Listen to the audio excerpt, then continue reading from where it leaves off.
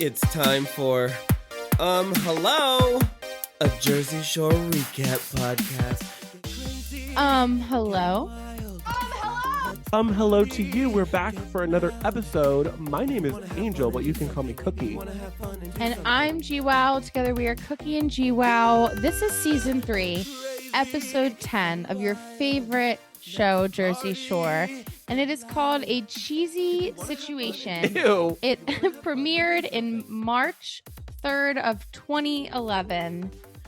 And it's kind of a funny episode. Yeah, the energy was pretty light for a lot of this episode. It does start on sort of a tense note. It starts where we left last episode, which is Sam has just gotten back and hasn't confronted Ron yet.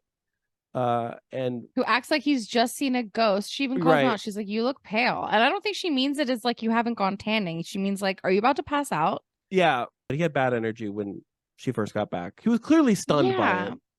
I think he was really thrown off. I think it's weird that he's not happy because he's been like depressed about her leaving. That's what I mean. Yeah. He basically, I feel like he just wants something to complain about. Like if she's there, he's threatening to make her leave. She leaves and he's calling her every 2 seconds, asking when she's coming back. She comes back and he says that she's come back too early. Like this girl can't fucking win. What is she supposed to fucking do, Ron? Just whatever. Well, on a brighter note, she's gonna like focus on herself. Like she's like, I'm here for me. I'm gonna focus on myself. I'm single.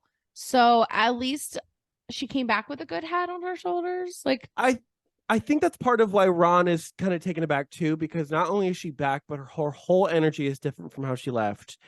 And she feels like it doesn't feel fake to me. Like it feels like she really does feel better. And I think Ron's picking up on that, and it's probably a little threatening, because I wonder if maybe he expected her to come back and fall straight in his arms. You know what I mean? Yeah, he likes weak women. Like he thinks he likes strong women, but he doesn't. He likes women that are weak enough that he can control them. And that's low-key not Sam. Like she does allow him to break her, unfortunately, but then she's like, I'm gonna go get myself straight. She's coming back. She's ready to put on her hot little blue dress, looking like a beauty, going to Karma. And she's not even in this like fuck around, I'm gonna make him mad stage that she was like before. She's like, he's not even on my mind. I'm not here for that. And it's good. It's great. I agree. And I feel like in real life, Sam would never end up in a relationship like the one she did with Ron. I feel like she'd be the type to just walk away when things start to get toxic. Yeah. Because she seems very strong to me. I think the only reason it ended up working out the way it did was because they were essentially forced to be in the same house all the time as coworkers. And their kind of their job was to be entertaining and be dramatic. So it's like they almost like couldn't break up for a while. So I don't feel like that would have happened to Sam in real life. I don't think she'd ever be with Ron that long. I definitely see what you're saying. And then in Family Reunion, on the Meatball Pod, they interview Sammy, and it's a couple episodes ago, but they interview Sammy on the Meatball Pod, and they kind of say like, I think it's a good thing you didn't come back at the beginning of Family Reunion, because somebody kind of wasn't over you yet, and it would have just been like more drama and all this stuff. And like, I know we've said that they're kind of like teasing is Ron coming back, but the way that the girls were talking about him on the Meatball Pod makes me think that he's not. Or if he is, I think it will be for like a quick lunch, and like he'll be there, he'll apologize, and then he's gonna leave. But like, I genuinely don't think he is going to be a reoccurring character on the show again anytime soon, which is fantastic. Yeah. But I also think, like the best thing for Sam is space from Ron. And I think you're onto something that like she literally couldn't get that. And even here, I think she wants some space from like when they're at Karma, he's like on top of her and she's like, can you like, first of all, you look desperate as fuck, dude. Like, get off of her. But also, I think I'm like, you're gonna give her the ick. Like, back up. I think she already has it. That scene in Karma, and we are skipping a little bit ahead, but that scene in Karma was so hard to watch because he was following her around like a puppy, and she like couldn't shake him. She literally, I don't think, could have made it more clear that she wanted to just be with the girls and not have him around. And it took him way too long to catch that hint. And when he finally did, though, he went home. He left the club completely, like kind of pouting. I think he kind of expected her to follow him, maybe, and then she didn't, which I don't know if then maybe, I don't know. I just don't feel bad for him. And I'm like, the sooner you're off our screen, the better. So yeah, go home, whatever.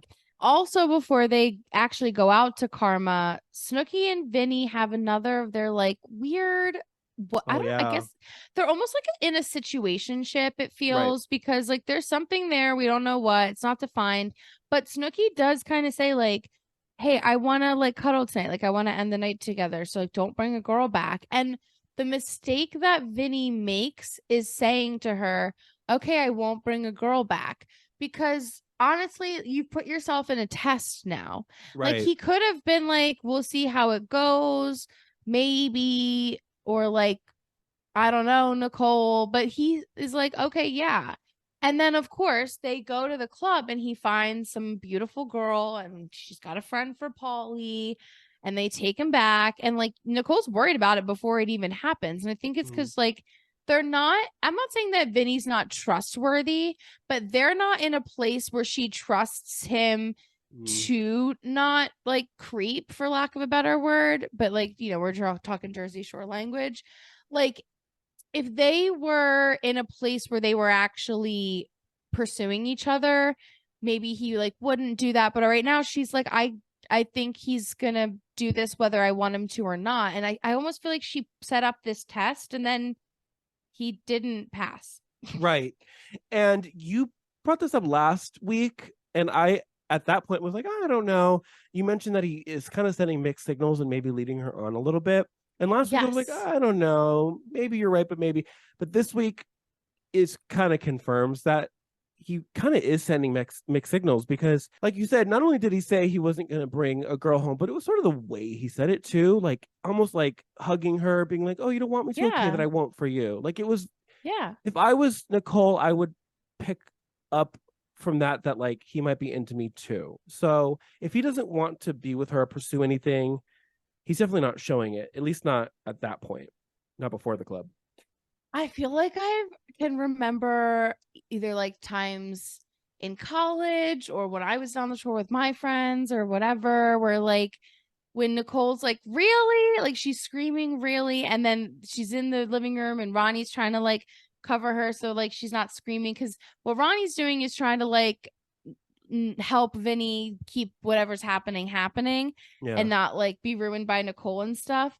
But it was almost kind of like triggering. Like I feel like I've been there where it's like you want something to happen, you feel like it's going in that direction, it takes a sharp left turn, and you feel like out of control because you're like, it's like a sense of rejection and lack of control that you're just like so thrown for a loop. And like, I don't know, I feel really bad for Nicole in that moment, but at least she looks absolutely fucking stunning with her hair this season. So at least she's gorgeous while just being mad. Because we're skipping around a little bit back and forth, but what happened was Vinny does take home a girl and they're hooking up, and Nicole walks right in on them and is understandably upset. And you mentioned feeling a little bit triggered by it. I felt the same way. I felt like a weird kind of pit in my stomach watching that happen. And I didn't quite know if I was like remembering something or if I was just feeling connected to Nicole in that moment. But I did feel kind of gross about it. The like idea of her thinking maybe she wants to pursue something and then walking in and seeing a girl in his bed. And that's like, and even after walking in, then you have to like exist in the house while it's happening upstairs. Right. I'm like, or wherever in the room and stuff. I don't know. Well, I want to point out from a production standpoint, usually when they show people hooking up, they're just kind of making out. I feel like this time they were actually hooking up though. Like the way the camera was angled and the way Vinny looked, I was like, they're like in the middle of sex right now, which they don't usually show that on the show. I was like taken aback by that. I was like, I guess it's because for the plot, because she walked in this time. Usually they start to hook up and then they cut away. This time I was like, oh my God, I think Vinny's getting it in right now. It like, it freaks me out to see that. And maybe I'm kind of glad they did, because it helped put me in Nicole's perspective. True, that's true. And I feel like the only part of this scene that's kind of funny is like the Sam aspect of it, because like Nicole's going through it and and Sam's like, yeah, men are pigs. Yeah, Ron's the same way. Yeah, Looking I right at know Ron. exactly how you're feeling. Yeah. And yeah, Ron's trying to like talk to Snooki and be a good friend. But if I like, Snooki even says, I don't know why Ron is giving me advice when he's a terrible boyfriend to Sam. And I'm like, yeah, Ron, let Sam at least, like, whatever Sam's saying at least is going to make Nicole feel better. Like, when a boy has just done me dirty, that's exactly what I want my friend exactly to be Sam, walking around behind me going, yeah, men are pigs. Yeah, they're all dogs. Yeah, they're disgusting. That's exactly the energy you want around you, because you're like, yeah, they are. I agree. And I thought it was so funny that Sam was looking dead in Ron's eyes saying, men are pigs, just like Ron, like looking at him like Ron. I was like, she is such a baddie this season, or this episode at least. I lived for it. But for Nicole, though, Nicole's really messed up about this, and she's kind of like sobbing, which she's very drunk at this point, so it's like drunken sobbing, which is a whole energy. She is sad. It's hard to watch. It is sad, but the other fun part of, again, this is another like emotional whiplash kind of scene, because like you feel bad for Nicole, then we get Jenny and Dina walking home and peeing in an alley and on each other by accident, but we needed to see that to connect how they got home to comfort Nicole. Right. But it's very like, it goes from like the womp womp womp womp music back to then Nicole's like da na na na, like all the sad, and I'm just like, okay, a lot of emotions going on. If Jenny doesn't stop peeing in public, is she just pissed behind a car? Let her go in the street. That's illegal. You could get arrested. He was the best guy around. Oh my God. And I think she peed a little bit on Dina's feet. She did. Yeah. Which is Dina was like, you peed on me a little. Okay. Which I get it, because I used to do drag and I used to be barefoot a lot too. But Dina, you can't walk around barefoot on the street. You got to have at least why was socks she that close to her while she was squatting? Like, back up. Well, maybe it was like a trying to cover her, like, you know, she's being a good girlfriend, which I appreciate, but yeah, she was maybe a little too close. I don't think I could, because Dina takes it in stride. She's like laughing about it. I think I would. Yeah, she's a good sport. I don't think I would be such a good sport about it, because I don't like that. Well, they get back, they comfort Nicole, and I think that, like, my perception is that the girls don't know what's going on with Nicole and Vinny, but they're definitely like, it's not nothing. And so I think they go to Vinny to be like, there's clearly something that like you two aren't telling us, because she's in there like crying her eyes out. So you need to go talk to her. Yeah. And he does nicely go try, because they are friends at the end of the day. But I think ultimately they kind of agree not to have this conversation while drunk, because like, I mean, there's nothing productive of it anyway. I think the thing that they both need, especially Nicole, is a good night's sleep. That's what they need right now. They don't need to be talking. I think they need to set some clear boundaries, but I don't think they're going to do that. Right. Not at this point, at least, for sure. The best thing they could do is separate. Part of situationships is just it's all very unclear and messy. Well, on that note, should we take a break? Yes, we should. Can't get enough of hello? Never. Well, check us out on social media. We're on Instagram and TikTok at hello pod. And if you are listening to us, but you'd rather be watching, you can go to patreon.com/hello. There's also going to be tons of bonus content, including bonus episodes and behind the scenes, like how I got my Snooki pove. And last but not least, if you're a brand or you just want to give us money, send us an email, a professional email at hellopod@gmail.com. All right, let's get back to the show already. Okay. Hello? Hello. Hello. We're back. We are back, and it's the next day. Snooki's not really feeling great still, so she's gonna stay in bed. But everybody else goes for bowling, which this is like nice, wholesome content. How did you feel about Dina's driving? I thought that was hilarious, because once again, I find another reason to relate to Dina. I have been in that exact situation where I'm driving in a car full of people and they are mocking me for being a bad driver, which makes me a worse driver. Yeah. And that's what was happening to Dina. They keep picking on her, and she's like swerving in and out of lanes. And at one point, she makes this like hard, sharp turn, and everybody's drinks falls over on Jenny. So she really was objectively a bad driver. But maybe if they were nicer about it, maybe they were putting too much pressure on her. I relate. I feel you, Dina. I probably wouldn't have called out anything until after the car ride was over. You're just gonna make it like once you start second guessing yourself, you start trying to overcorrect, and that makes things worse. Yeah. She was a terrible driver though, and the camera guys were like in another car behind her filming her, and she's literally swerving in and out of lanes. I definitely wouldn't say she's the Danica Patrick of the group. That's for sure. Like, is she even licensed? I don't know. The bowling overall is pretty quick. They mostly use the scene where the girls kind of confront Vinny, which I kind of think is unnecessary only because when they go back to Nicole, she's like, I'm so embarrassed. I don't actually know like that I want to talk to Vinny like that. And she has some like heart to hearts with Jenny. And then the girls kind of like debrief about it in the smush room, which is just funny because we never see them hanging out in the smush room really. Right. But I don't know fully what to really make of the situation because I do think that she is just drunk and wants to be loved and Vinny's around more than it is like Vinny. But the girls seem to think like, no, she really likes him. Like, I don't know that it's him specifically. I agree with you. I think she's maybe experiencing loneliness or maybe like a longing for a certain type of connection that she's having trouble finding.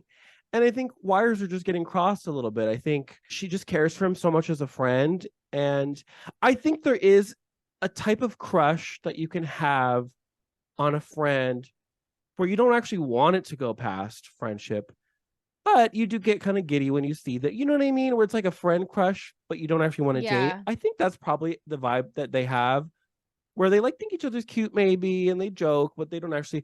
But when she starts feeling lonely, I think she attached herself to him a little bit and got confused. So I agree with you. I don't know that she necessarily wants to be with him. It's kind of how like Jenny and Polly have a flirtationship in a way, but they don't actually ever really act on it. But then, you know, Polly will, you know, say something about JWoww looking good. And you know that he means it. So like, I think it feels better because he's like, it's not like, oh, just my friend being like, you look nice. It's like, no, this guy's actually attracted to me. So it's like a better compliment. But they do it successfully because it doesn't get messy. It just stays fun even now. Right. Do you think they're still that way? Do you think like to this day they still have like a kind of flirtatious well, if you watch Family Reunion, you'd know the answer is yes. I do a little. I just not every week. No, you watched the 3 episodes of Sam coming back. That's not the I same. went back and watched some old episodes, but only ones that had interesting descriptions. I'm not like I didn't follow like the whole season. I watched like an episode from season 4. Go back and find the one where they make out. Oh shit. Okay. But yeah, I agree with you. They're a more successful version of what Snooki and Vinny are doing, but they're more messy. Yeah.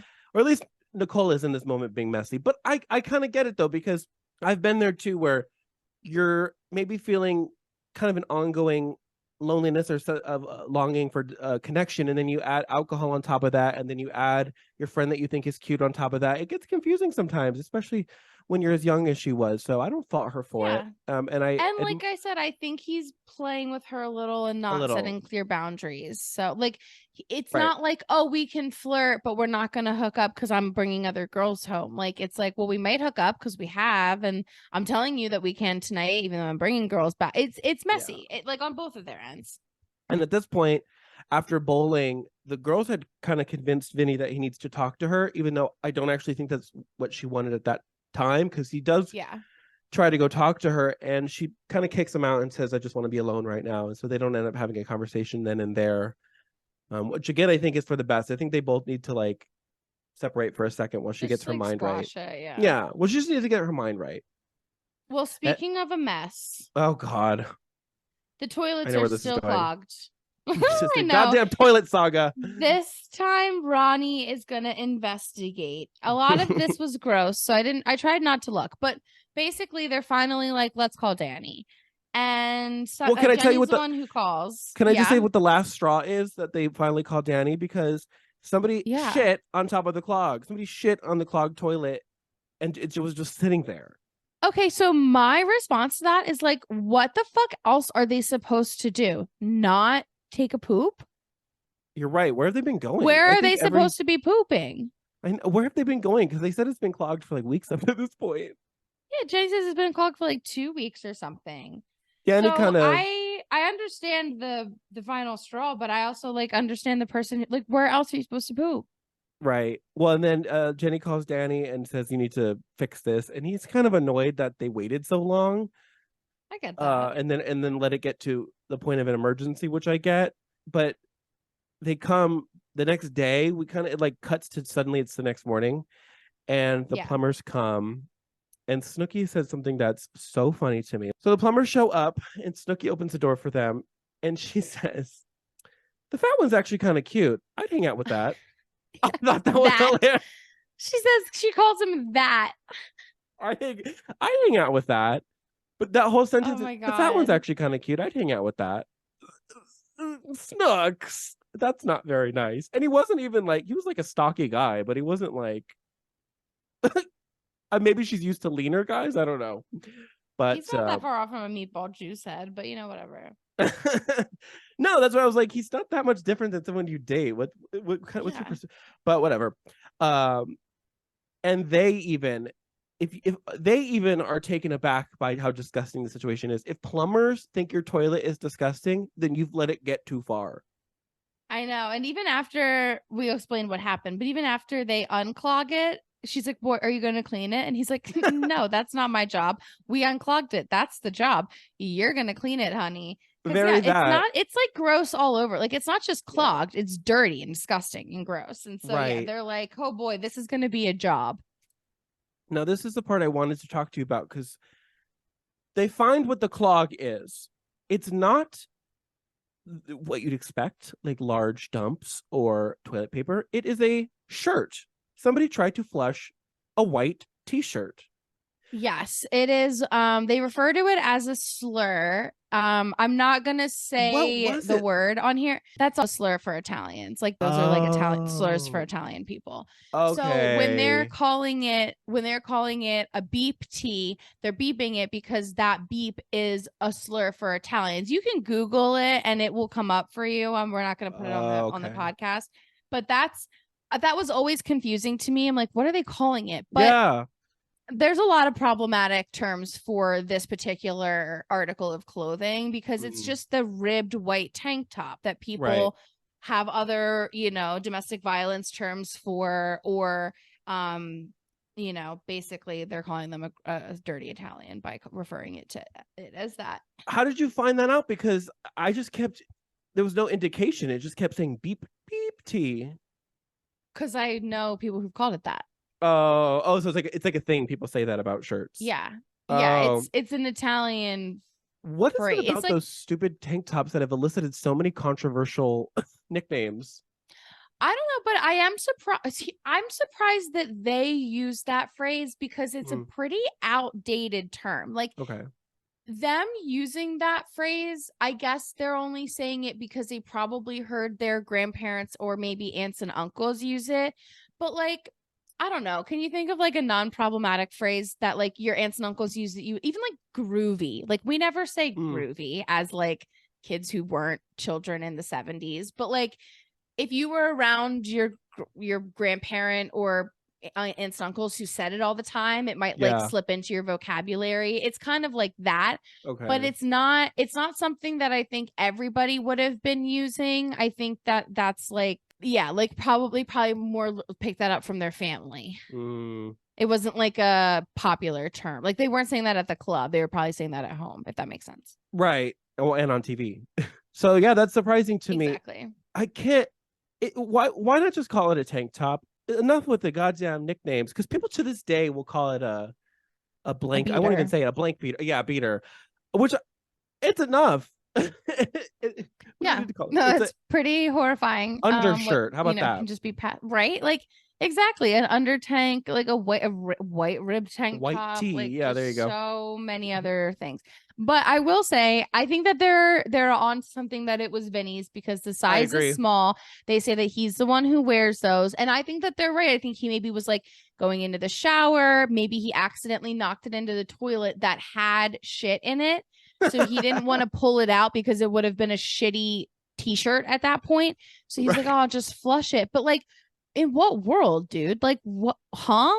I don't even if like, because I'm a girl, so like, even when I've had like period products, I'm like, it's like a fraction of the size of Right. a t-shirt, and I'm still like, I feel weird flushing this because it's gonna clog. Let me wrap it and throw it out instead. And so like, to see a full article of clothing, not even panties, a full top, and think this can go down the drain. What? What? Oh my gosh. You're right. I agree with you though that I'm pretty sure it was Vinny. It just I don't know why it just reads as Vinny. I get that energy It does, too. right? I could like see him doing it. Which Oh is my funny because God. I really thought Ron was going to be the culprit for everything, and they were just going to be like, it was massive something, but I don't know. Shit does disintegrate, and t-shirts do not. So yeah, in the end, only flush shit. Only put stuff that comes out of your body and then toilet paper. That's all that should go down there.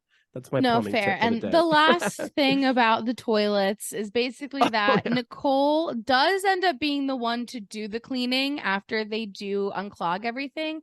And that And was she basically she volunteers because she says she hasn't done any dishes really so far this summer. And this yeah. is like over 3 weeks in. So she's done no dishes for 3 weeks. So she's like, it's only fair that I make it up to everybody by cleaning the toilets, which that's a fair trade-off, I think, you know?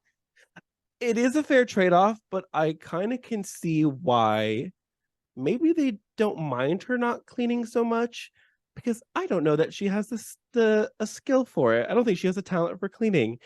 But she looked cute doing it. It was very meatball moment. Let me try to paint a picture for you. Nicole is in the bathroom cleaning the toilet with a mop, because she didn't want. I guess she didn't want to touch the toilet herself. And then she's cleaning the inside of the bowl with dishwasher detergent. That was dishwasher. I guess soap is soap, She's but just whatever she can get her hands on. it was cute though. I'm criticizing her, but it was charming. However, if that's how she cleans, I could see what maybe they were fine with her not cleaning. Because sometimes when certain people clean, it's like it almost would be better if you just let me do it. Just don't. Her and Gianni probably have a maid. Oh, for sure. So I don't know how she would have done it if she wasn't rich. Because you're right, they definitely have someone cleaning for them for sure. Yeah. This was a very funny moment, and I'm glad. No, let me not say glad. Let me say I am relieved that I think the toilet saga is finally over at this point. I've had enough of it. Fingers crossed. It's been all season. They've been talking about it all season. Has to be the end. All right. On that note, let's take a little break. Yes. Yeah. Welcome to Sapphic Survival Guide. My name is Cheyenne. I'm Gina. Class is now in session. How do you define queer style? How do you communicate that you don't want to U-Haul at all? Right, as literally every queer woman I meet hate Geminis. How do I deal with the most devastating breakup I've ever been through? Sapphic Survival Guide. We're happy to be queer to answer your questions. Hello. Hello to you. We're back. We're back. Remember earlier in the season when Nicole said she was going to drink less? Yeah, I remember.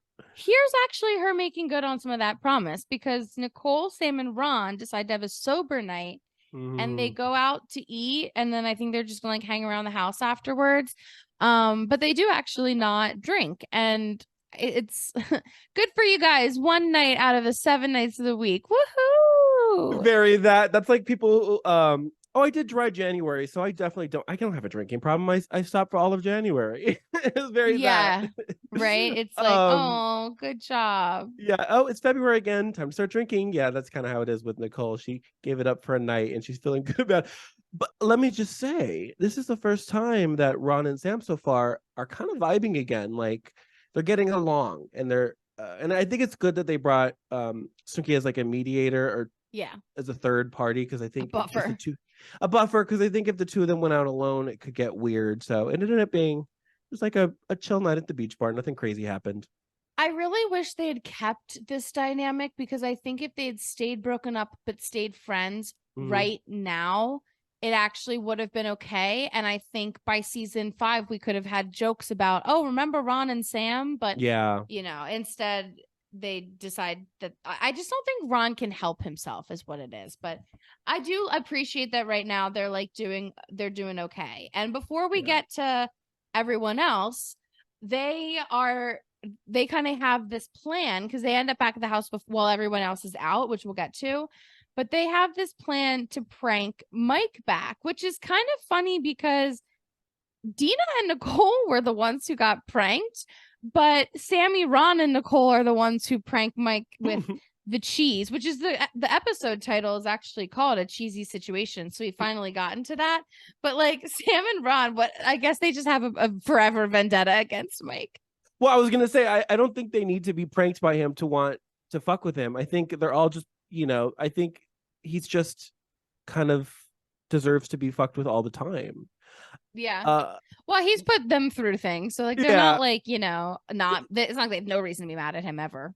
Now this was a good prank. It was funny, but it was harmless. Nobody got hurt, and nobody got offended. Nobody got traumatized. You say that, but if somebody pranked me this way, I'd be pissed because it's still gross and it involves cleanup.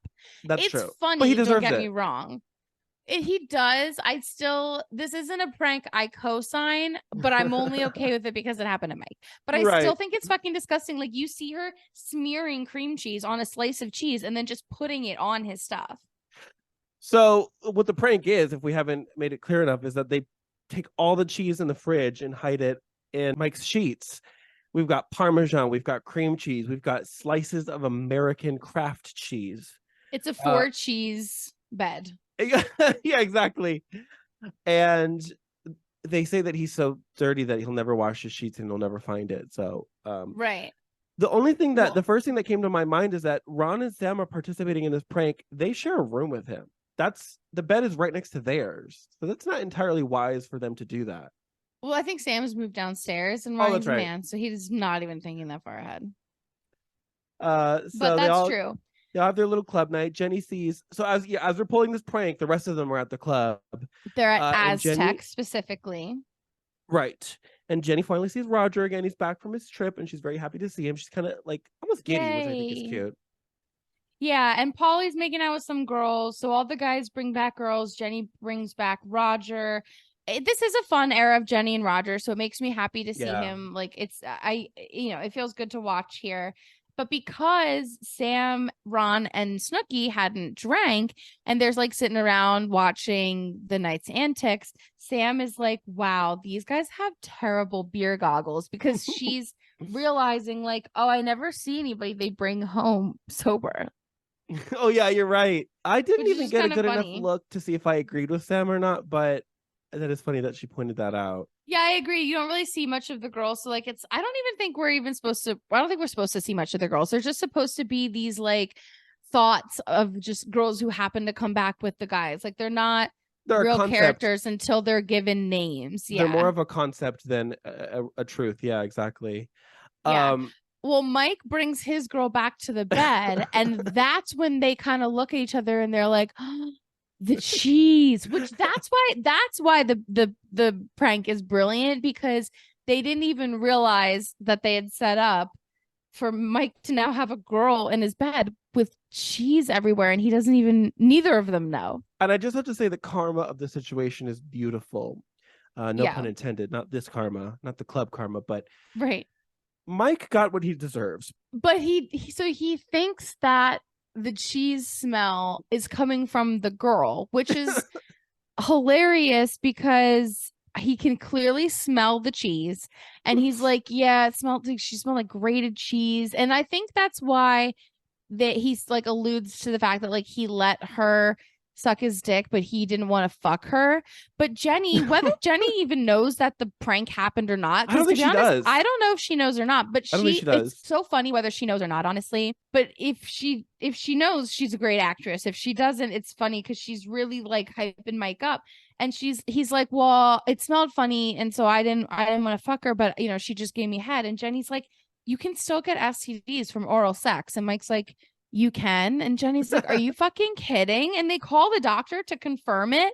But I'm like, this is what's wrong with the education system in America. It's abstinence. And so there's no education. Yeah. And it's like, they don't even realize that it's called oral sex. Like, it's called oral sex because it's sex, because you can get absolutely STDs, which is what the doctor, of course, confirms. And the doctor, who I'm sure isn't in on the prank, but they're like, could this be a yeast infection? He's like, yeah, probably a yeast infection. And they're all laughing at Mike. I do feel bad for the poor girl, but at least, like, we don't even know her name. But oh my gosh, exactly, yeah. That's where the prank gets really, really brilliant. Well, and the crazy thing is, I bet the girl probably thought it was Mike, because she could smell it too. Yeah, because she could smell dirty, disgusting boy. And that almost makes me like, why did she touch him then? Why did she suck him off? If she probably, I imagine she thought it was him, or maybe she just thought it was the room. I don't know, but that whole thing is weird. I don't know what happened. She probably there, thought it was his bed. Like, boys are gross. You're like, oh, he doesn't clean his sheets, so that his bed is smelly. But which it was his bed. I'm so glad you mentioned sex education, because this is exactly what horrible sex education leads to, is grown adults who are having sex on the regular with strangers who don't know about safe sex practices, and or even what the dangers are, or when they need to be safe. It reminds me of that scene from Mean Girls. Do you remember when they're in sex ed and he's like, if you have sex, you'll get an STD and you'll die, so don't do it. Yeah. Take a rubber. And he like passes out, and that was it. That was the sex education class. Because that's so, like, obviously that's satire, but it's so kind of true to how it is. They're like, just don't have sex. But people are gonna have sex. And if you do, here's a condom. And that's everything they tell you. And it's like, well, and then people think, oh, well, if we're in a relationship, we don't need to use the condom. And then they get pregnant. Or they're like, oh, well, it doesn't feel as good, so let's just not use it. And it's like, whatever. I'm not gonna get on that soapbox. It's ridiculous, and there needs to be better, education so that moments like this don't happen. Exactly. So just to wrap the episode, the last little part, just the very, very end, is kind of a good note of Snooki and Vinny making up and, you know, kind of saying, like, hey, everything's fine. They don't set any clear boundaries for this situationship, so I'm sure there's going to be more drama later. But for now, they're like, can we just be cool and keep going? And it can all be, you know, good for now. Yeah, ended on a good note. And I think Nicole, she was just a little embarrassed. And so she sort of just, she apologized. I don't know if she needed to apologize per se, but she just sort of says, I shouldn't have freaked out like that. So yeah, I think she is just embarrassed and wants to move on. And that's her way of making that happen. Yeah. Well, that's it for this one. We'll see what happens next week. Oh, we have to do the quote. Yes, we have our quote. Would you like to be Nicole this time? Yeah, I'll be Nicole. Okay. Snooks. Okay.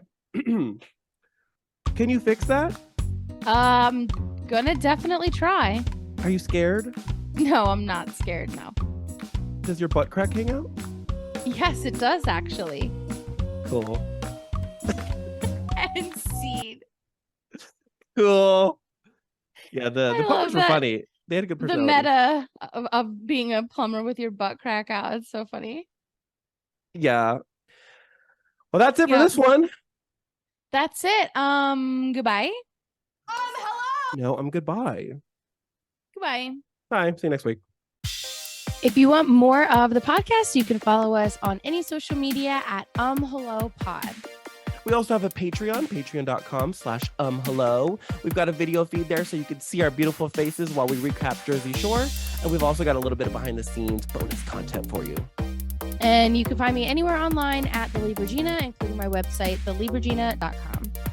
And you can find me online on TikTok and Instagram at angel.iconic.music. Thanks for listening. Bye.